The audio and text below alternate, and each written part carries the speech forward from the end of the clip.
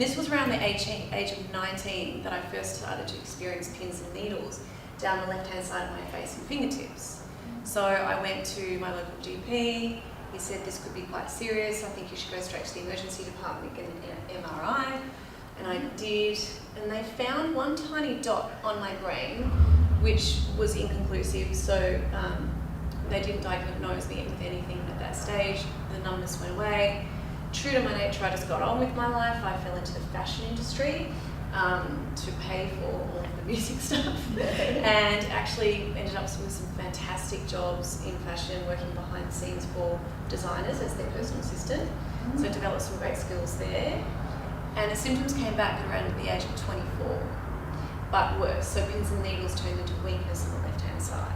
And so I went and had another MRI, but this time I had my results analysed by a neurologist. And he looked at my results, and he looked at me, and he said, Amanda, I'm so sorry, but we've found 3 lesions, 2 on your brain, 1 on your spine.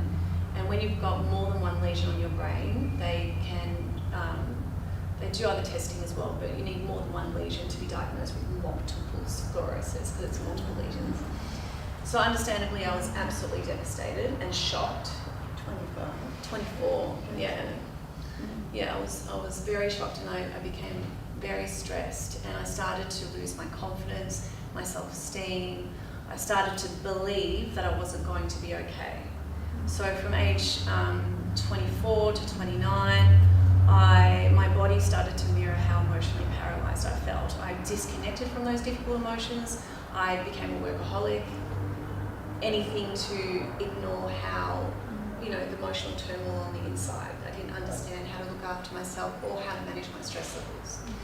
So 5 years later, I ended up in the worst case scenario. My whole body on the left-hand side became totally paralysed. Within 10 days, it was a new relapse, a new lesion on the right-hand side of my brain that just got the whole left side.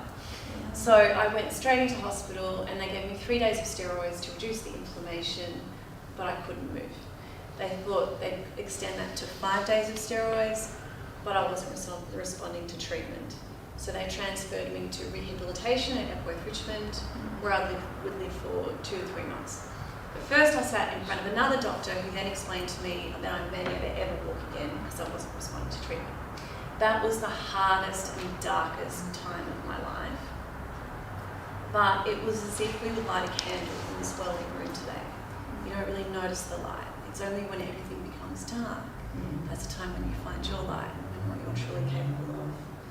So there were many, many weeks of no change, and I was contemplating living my life permanently disabled. I couldn't walk, wash, or feed myself. I couldn't, you need 2 hands. Well, you can do things with 1 hand, but it's difficult to wash your hair and get dressed and drive, or even go down to the supermarket. I couldn't do any of that stuff.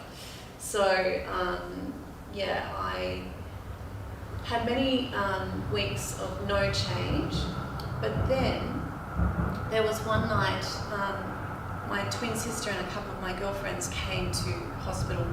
I had a private room eventually, thank goodness, thank God for private help. And I had the most amazing team around me, by the way. So I landed in the most amazing hospital with a neurophysiotherapist, Gabby Williams. There's only 11 of them in the world, I think. So his passion is to get his clients not just walking but running again.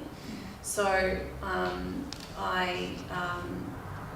we were out to dinner, and I couldn't cut my own dress. The girls, but we all sat together, and for me, just sitting at a dinner table felt so amazing compared to the hell that I was going through, that I had, and the whole chapter in my book is about the power of joy.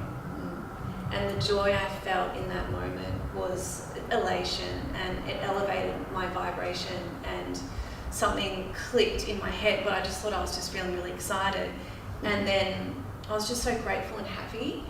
And then from the polarity of the dark despair that I'd been through, and I came back to my room that night and my toe moved for the first time on my paralysed foot. So in that moment I found hope, and I then started to channel my energy differently. I began to focus on what I wanted instead of what I didn't want. And when we're stressed, we tend to focus on the negative and worst case scenarios in that fight or flight stress response. So I channeled my energy better. I was first in, last to leave, physio. They gave me lots of exercises, and within 6 weeks I walked and ran.